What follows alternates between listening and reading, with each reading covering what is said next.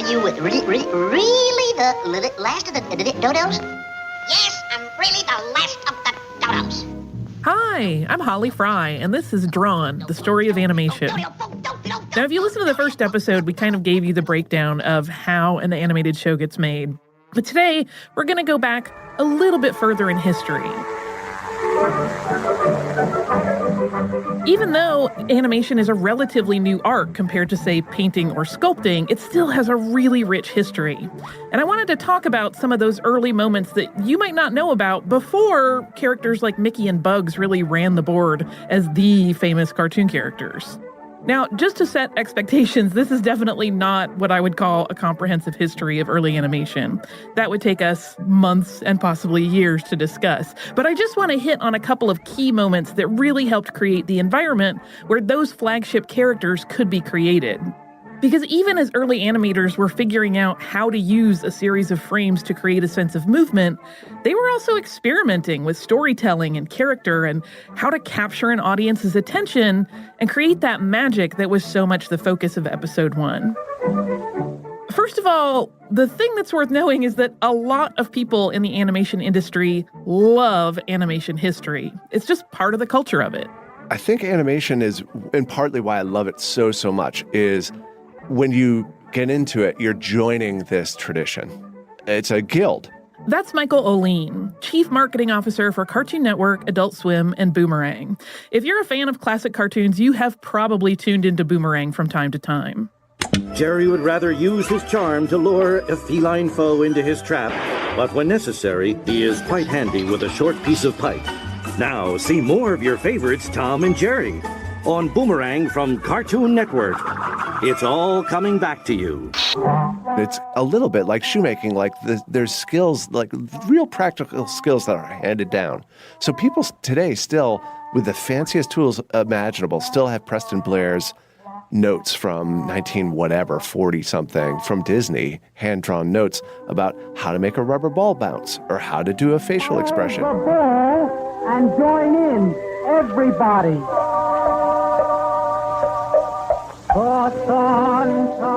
Preston Blair was an animator for Disney and MGM, and he started in the 1930s, and he worked for decades. He created iconic pieces like the Sorcerer's Apprentice Mickey Mouse and the Hippo and Alligator segments for Fantasia.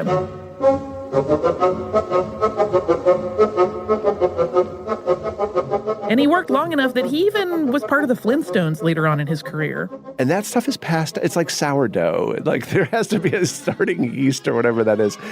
And people pass the knowledge down. So it's a tradition. Everyone in it is interested in it. But before it became part of a trade tradition, early animation in many ways informed all of early cinema. Okay, here's my soapbox spiel. The reason why animation is so essential, really to understanding cinema, is animation predates cinema. That's Eddie Von Mueller. He is an animation historian and a professor at Emory University. There are two ways of making moving pictures. There's the way of making movie pictures that most of us are familiar with, which is I point a camera at an event that's happening in the real world, and I make a fragmentary recording of it, right? The camera breaks time into 24 chunks a second, and then I can string it back together and I can replay an event. Now that kind of motion picture is born in the late 19th century, but it's born later than animation. So the principle of animation, which does something very different, instead of reconstructing or recording time, what animation does is it creates time. It creates motion and event and action that never happened in the real world. And it's the original cinema. So what's fascinating to me is how this mechanism, the mechanism of animation, which predates recorded cinema, how it so quickly became eclipsed by recorded cinema and kind of shoved to the sides. The genesis of animation and the genesis of newspaper cartoons is simultaneous. The labor force that makes animation possible is going to come from a generation or two of young guys who see these newspaper strip cartoonists becoming rich and famous, right? This is a period of time where learning how to draw cartoons quickly was a viable road to an income. And the opposite is true now. Now, if you want to starve, be a cartoonist. Alms for the poor.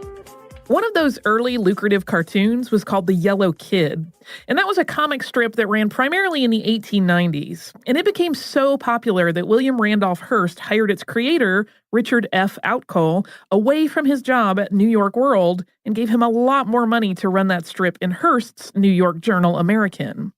The Yellow Kid also had an incredibly successful series of merchandise tie-ins and showed the world that comics could be lucrative, although it's still a little unclear whether Outcault made much off of those merchandising deals.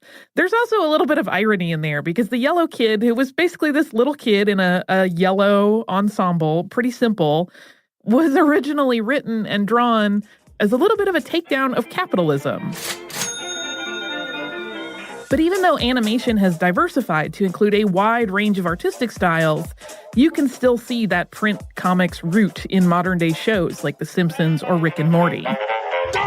So print cartooning is going to provide us with our labor force.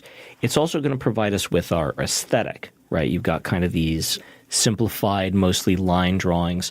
So animation is not just drawn animation. There's a lot of other kinds of animation. But the reason why in the early years, so this is late 1800s, early part of the 20th century, one of the reasons why animation becomes what we all think of now, right? Because if you think about, I don't know, what the kids watch these days, Rick and Morty, Family Guy, they look like print cartoons, right? It's a version of drawn animation.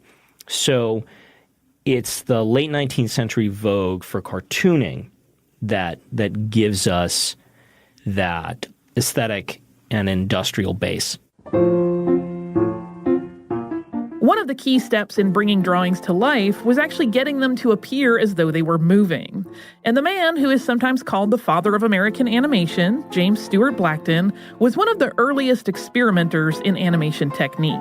So our first films that feature what we think of as animation come up right at the turn of the century. There's this guy named J. Stewart Blackton.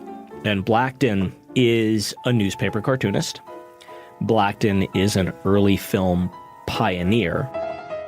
There's actually a little bit of fate to Blackton's story and how his film career began. He was on assignment as a journalist artist when he was sent to interview Thomas Edison and have a look at Edison's Vitascope, which was one of the first film projectors. And Blackton was excited by this new medium of motion pictures. He ended up making several live-action films as a recurring character called the Happy Hooligan. And he did those films first with Edison and then with American Mutoscope and Biograph Company, which was founded by an inventor from Edison's lab named William Kennedy Dixon. Blackton also purchased a Vitascope from Edison, and he started his own production company, the American Vitagraph Company. And it was there that he really started experimenting with animation, and one of the most important results was a short film called Humorous Phases of Funny Faces, which combined live action and animation as the animator's hand is seen drawing people that then come to life. My favorite part is a clown that gets half erased, but he keeps trying to do his tricks. But before all of this, Blackton's career as a performer actually had its roots in vaudeville, where he would do what he called lightning sketches to amaze the crowd. He is also associated with vaudeville. And vaudeville's crucially important, especially when we get up to guys like Bugs Bunny. So vaudeville is this immensely popular American cultural form. And there were these guys who did their act in vaudeville, and what they were quick draw artists. They did what are called chalk talk acts, or they called themselves lightning sketchers. And so their act was they'd have like an easel or a chalkboard, and they would sort of tell stories and draw cartoons while they were telling the story and make the drawing evolve. And the stories were usually either racist or sexist because funny and vaudeville. Blackton had this successful chalk talk act, and in 1900, Blackton goes to Thomas Edison's studio, and they do a film called The Enchanted Drawing. The enchanted drawing is not what we would think of as sort of full animation.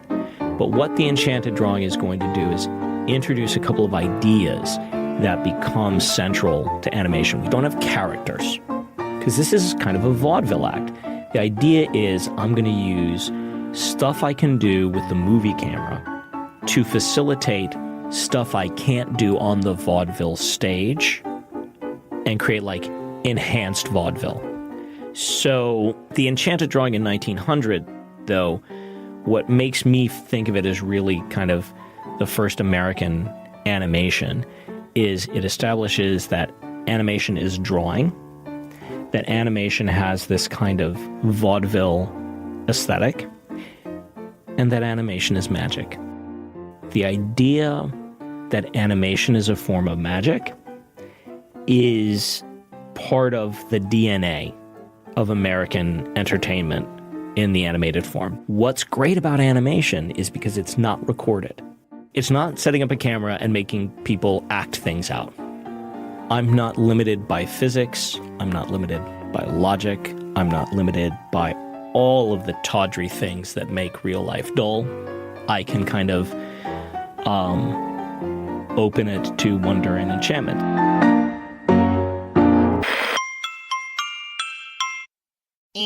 What's up, Doc? What's up is that Boomerang is the best place for kids, parents, and everyone in between to watch their favorite cartoons. Zoinks! And Boomerang is the only place for Scooby-Doo, Anybody have a Scooby snack? Looney Tunes, Duck season.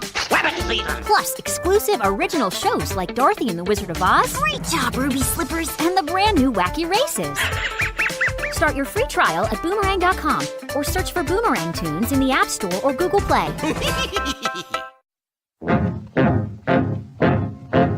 Next, I want to touch on Max Fleischer. Fleischer is a name that comes up right alongside Walt Disney's when people talk about animation in the early 20th century, because he was that prolific. Betty Boop is his creation, and she was often joined on screen by other characters, including Popeye the Sailor Man and another Fleischer creation, Coco the Clown. And one of the techniques invented by Fleischer that's still used today is rotoscoping. And this allows the motion of a live human or animal to be traced over frame by frame so that when you run those frames together, you create smooth, natural movement in animated characters. Rebecca Sugar, the creator of Steven Universe, is a big fan of early animation, and she describes a time that Fleischer used this technique to great effect. Folks, I'm going down to St. James Infirmary. One of my favorite cartoons of all time is the Betty Boop version of Snow White, which has this incredible sequence where Coco the Clown turns into this strange ghost that's rotoscoped to... Cab Calloway's dancing is rotoscoped for this ghost, but he doesn't look like a person. He doesn't have a torso. He's just like legs and arms and a head, but he's moving like a person. And he's singing St. James Infirmary. And it's just great. It's so cool. The first time I saw it, I just fell in love with that sequence. Now when I die, bear me in my straight leg breeches. Put on a box back coat and a Stetson hat. And of course, Coco the Clown, which Max Fleischer combined live action and animation and early pioneering work in that regard. That's animation historian Jerry Beck. He's also a producer and a professor at Cal Arts in Los Angeles. And those cartoons are still funny and still classic today. So if you somehow see any cartoons that are labeled Out of the Inkwell or Coco the Clown, Max Fleischer, check them out.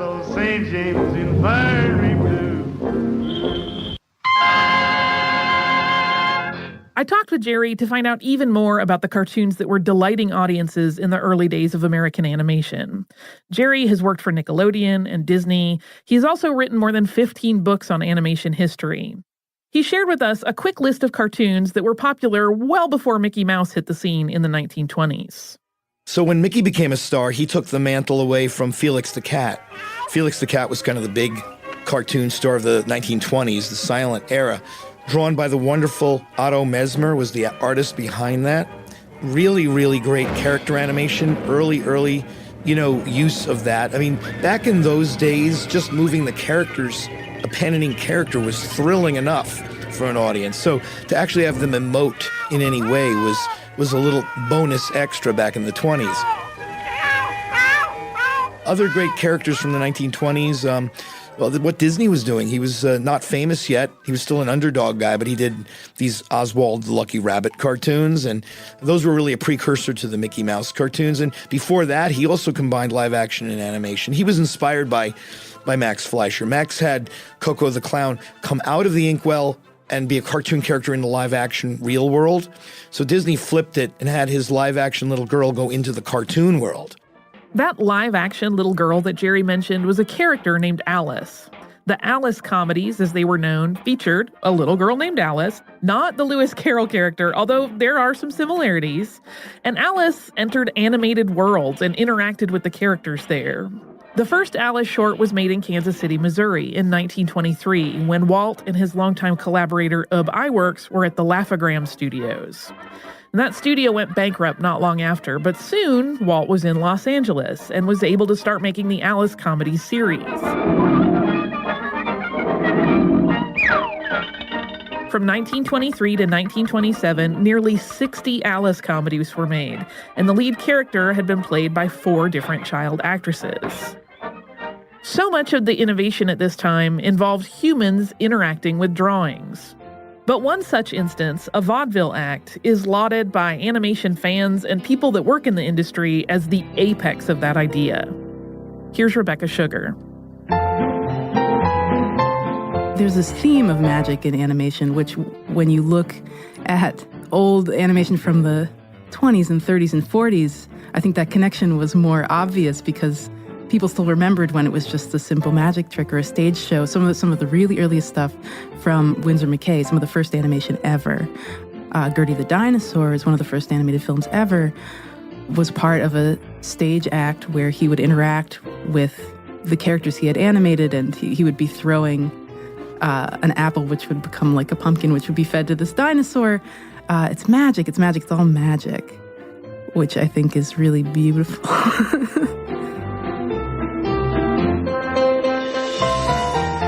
Gertie the Dinosaur was created, as Rebecca mentioned, by virtuoso animator Winsor McCay in 1913.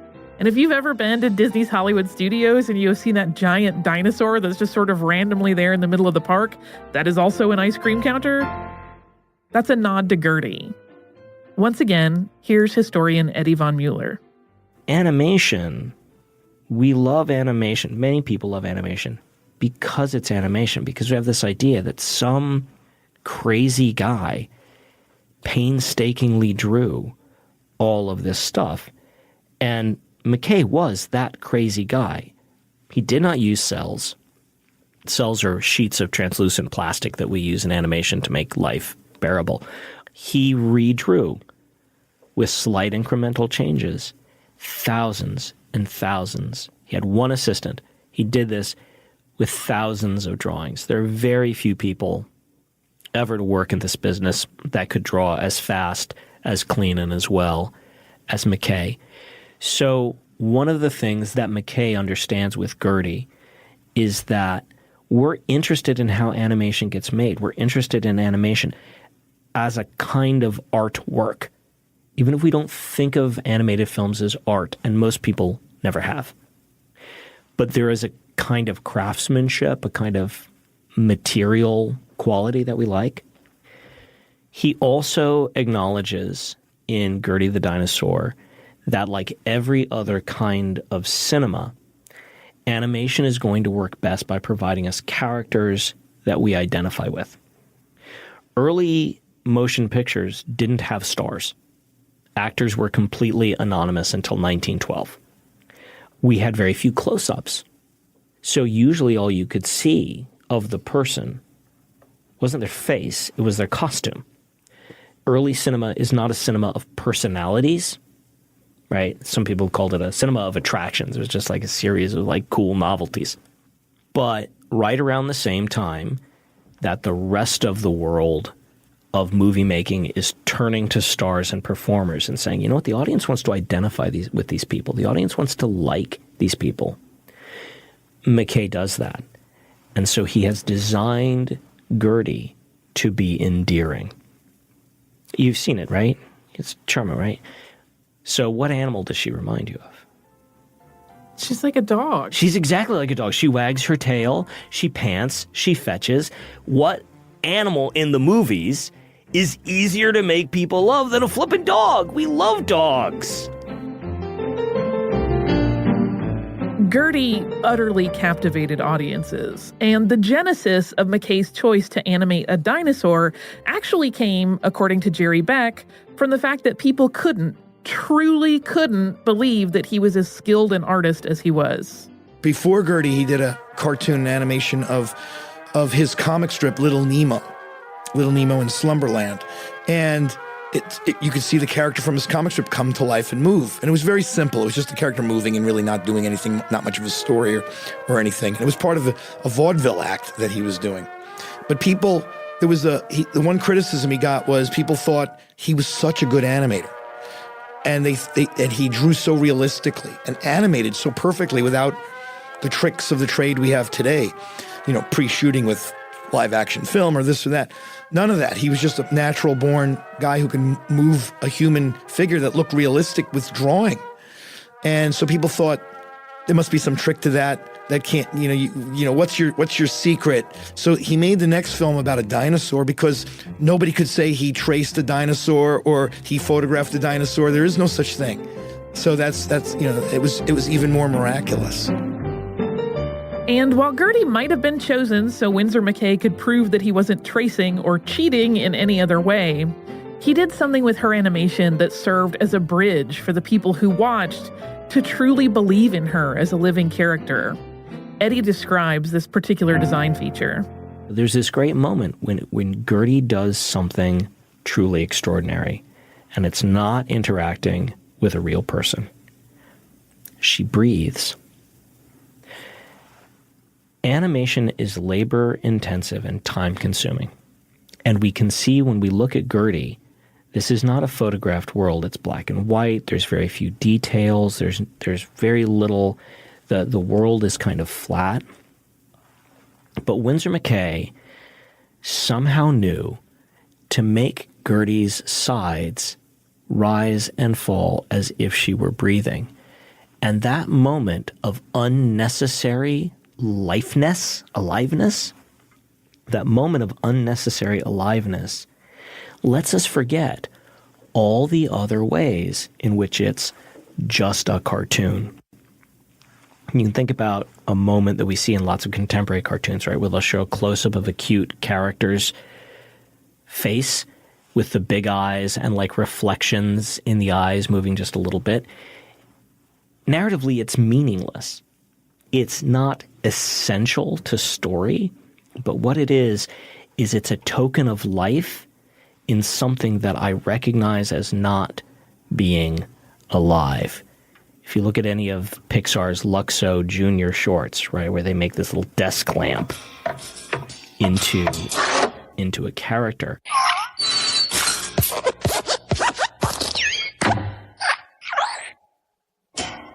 Those moments in which life betrays itself as alive in something that my eyes tell me cannot be real. That's the moment of magic. Character's important. Characters create identification. Characters also create an opportunity for the whole animation industry to just explode after Gertie. Character's really vital. But McKay's intuitive understanding that the tells that would make this patently artificial scene become irresistibly animate, that's a watershed moment. There's nothing like it before. And it's something that a lot of animators later would forget. But when we look at those animators that become sort of the greats, or at least whose names become associated with greatness, it is frequently that kind of attention to those details that create that wonderful collision, that collision between, I know that's just a drawing, but I know that drawing is alive. That's the buy-in, right? Yeah. It's also it denies you freedom as a viewer, right? It happens automatically. I'm not in control of that reaction. So it's like, oh, they got me.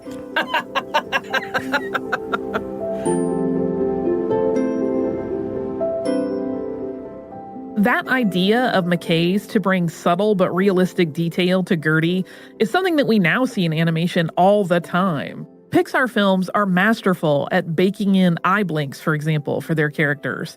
And those add depth and they make the audience subconsciously identify with the character, even if that character on screen is something that couldn't possibly exist.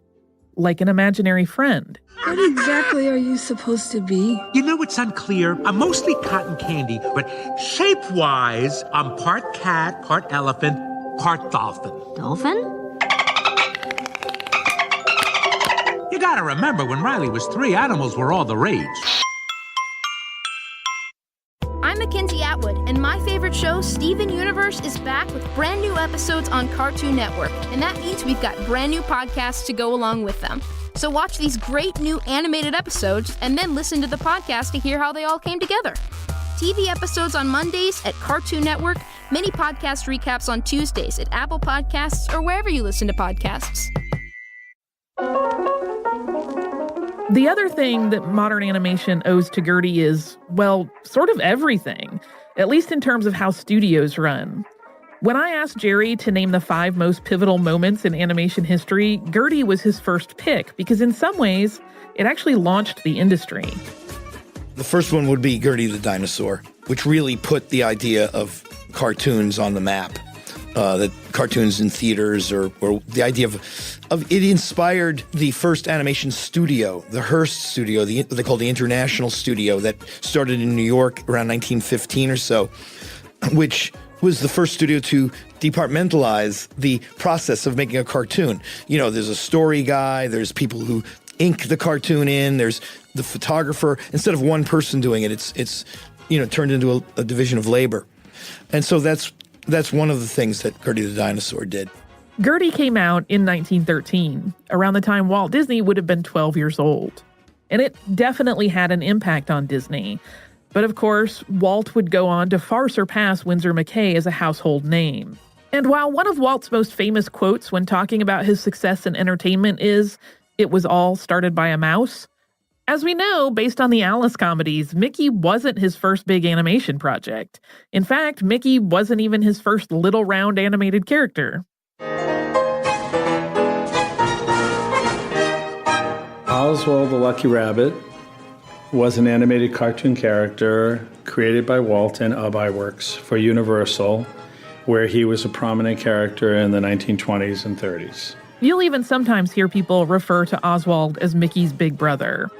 And while talking with Michael Labrie, director of collections and exhibitions for the Walt Disney Family Museum, he gave me a quick version of Oswald's story. He was created by what was known at the time as Walt Disney Studios in 1928. Universal claimed that Oswald belonged to them and wanted Walt to take a budget cut on his work while informing him they had made offers to members of their team to join their new office in New York. Walt turned down the offer and began working on a concept for a new animated character on the train back from New York, and ultimately came up with the idea of, a mouse, and the character became, of course, Mickey, although he wanted to name it Mortimer, and Lillian said no. She ruled. That Lillian that Michael just referred to was Walt Disney's wife. And here is Lillian describing that train ride where Mortimer was born and then quickly became Mickey. When he lost Oswald, he just got thinking what would make a cute character, and we were coming home on the train from New York after he'd lost his character. And he was talking about different things, kittens, and there were cats, and there was this and that and the other. Well, a mouse was awful cute, and he kept talking about a mouse.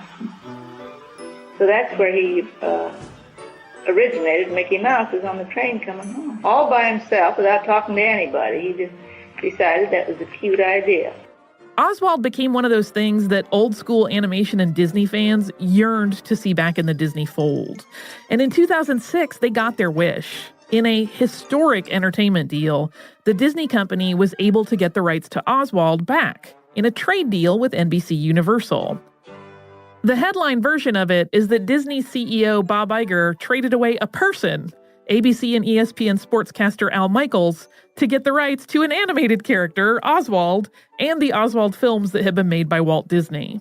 Michael Labrie points out that if you look at Oswald, you really see Mickey's DNA. You look at the characters in Walt's Alice comedies, there are mice, and then there's Felix the Cat, which was something that looked very much like some of the mice and characters in the adventure of Alice. If you put long ears on any of those mice, it becomes Oswald, really. Kind of fascinating, but I think that he just, again, it's sort of nostalgia, I think, and the fact that he was before Mickey. Almost immediately after that trade was completed, Oswald merchandise started appearing, and the Oswald cartoons were released on DVD through the Disney Company. In 2010, Oswald appeared in the video game Epic Mickey. And the first time Oswald and Mickey meet in the game, it's not really a joyful family moment. In fact, Oswald is pretty open about how resentful he is that he vanished from history while Mickey got all the accolades, adoration, and merchandise. Oswald even tells Mickey that forgotten characters actually lose their hearts. And then Oswald fantasizes about stealing Mickey's heart using a giant cartoon plunger.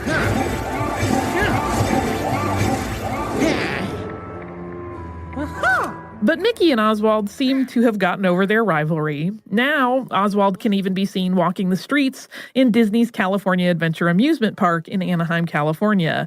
He does meet and greets with guests.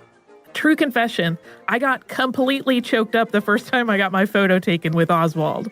So if you're in Disney's California Adventure and you see Oswald strolling around, make sure to say hi and remember, he's been on quite a journey. After Mickey debuted in 1928, he changed everything for Disney. But the Warner Brothers breakout character, Bugs Bunny, wouldn't appear for another 10 years. And even then, he wasn't really anything like the Bugs we know today. So what was going on with Warner Brothers before that? Eddie Von Mueller takes us back to those early days of Warner Brothers.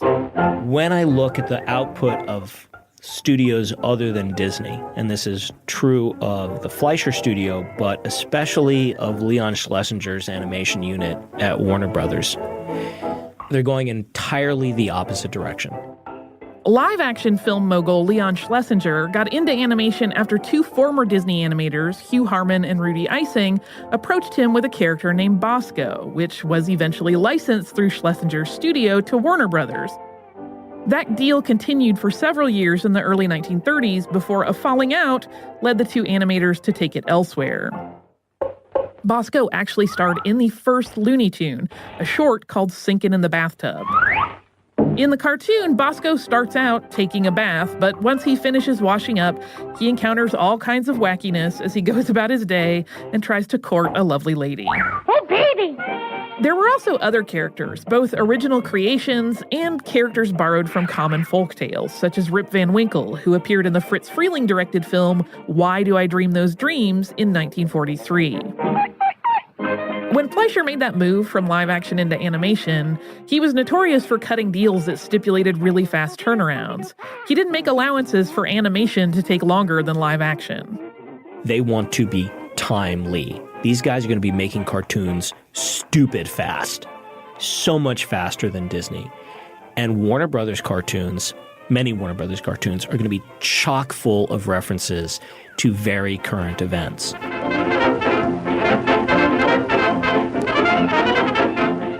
Before Merry Melodies became closely associated with Bugs Bunny, it was really a way to showcase music from the Warner Brothers library. So Warner Brothers had their own radio station. Warner Brothers has their own record deal. Warner Brothers has their movie studio, so they'll make a musical, and they'll take a song from the musical and send it over to the animation guys to make an animation about it. So these are really topical, and they're going to reference political slogans and vaudeville stars and radio catchphrases and current events. Part of the reason that Warner Brothers was so focused on musicals early on was the success of Silly Symphonies at the Disney studio. As As part of a way to experiment and try new things, Walt wanted to make musical shorts that each stood on their own. These weren't beholden to the ongoing stories of any characters, and they were initially completely separate from Mickey Mouse. Well, I wanted to have a different pattern from the Mickey Mouse, because when you once get with a thing like that, and everybody wants everything to be the same. More of this, more of this, more of this, you know. So I wanted a different pattern to give me more latitude. And playing with music and doing things with music was intriguing and everything. So I started the Silly Symphonies.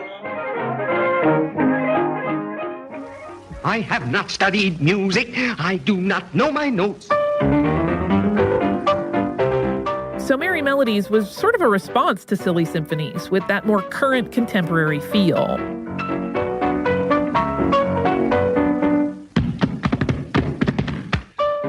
All of this creativity, Gertie, Oswald, Bosco, Betty Boop, and everything else that's come up in this episode, laid the groundwork for iconic characters like Mickey and Bugs to emerge. But these older cartoons are actually in danger. When cartoons were being made early on, there wasn't much thought given to ensuring that they were preserved for the future. And as a consequence, even today, there are lost treasures being found all the time. One of Jerry Beck's passions is preservation and restoration of old animation so that these cartoons will be around for years to come. Our preservation program really kind of restarted in the last 2 or 3 years, mainly because we were able to raise enough money to do it. And 10 or 20 years ago, I had friends at the UCLA Film Archive, and I would ask them about particular cartoons that I wanted to make sure they were okay. And I heard then, no, that's just the nitrate negative is sitting there. And, one day nitrate negatives are volatile. They'll deteriorate horribly. And if you don't do anything to save it, which really means making a pristine copy of it, if you don't do anything about it, it's just going to disappear one day.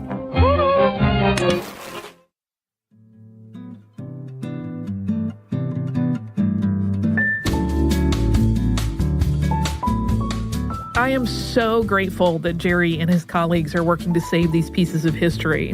So next time you see an old cartoon online, keep in mind that someone had to digitize it and possibly restore it to make sure we will always have it.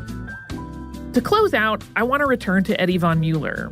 As you recall, in the early days of animation, a lot of the experimentation with it involved combining animated figures with live action. And Eddie made a great point during our talk that shows that things have really come full circle to combine those two mediums once again, although now that experience is often seamless. But what's even more interesting is that in the late 20th century and in the 21st century, these two ways of making movies have now merged. And they've merged so completely. We were talking Star Wars nerd stuff. A movie like The Last Jedi is made in terms of its thinking, in terms of its aesthetics, in terms even of where its workforce is situated and how they operate. It's way more of a cartoon than a live action film. So we've got these two art forms that are evolving side by side over the course of the 20th century, and then they kind of converge. So for me, and I would think this because I'm an animation guy, for me, I think the only way to really understand screen entertainment, theatrical, small screen, at home, whatever, the only way to understand it is through the lens of animation. Now! Oh, boy, I got the last of the dodos. Yes, I'm really the last of the dodos. Ain't I, fellas? Yeah!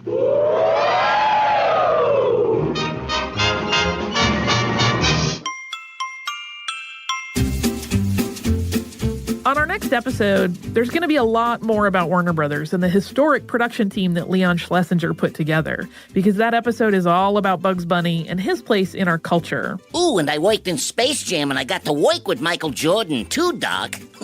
Thanks to all of the guests on today's show, Michael Oline, Eddie Von Mueller, Rebecca Sugar, Jerry Beck, and Michael Labrie. If you'd like to check out Jerry Beck's site about animation history, you can find that at cartoonresearch.com. And we also have to give a very special special thanks to the Walt Disney Family Museum for sharing those audio clips of Lillian and Walt Disney with us. If you would like to visit the show online, you can do so at drawnpodcast.com. You can also find us everywhere on social media as Drawn Podcast, and you can email us at drawnpodcast@howstuffworks.com.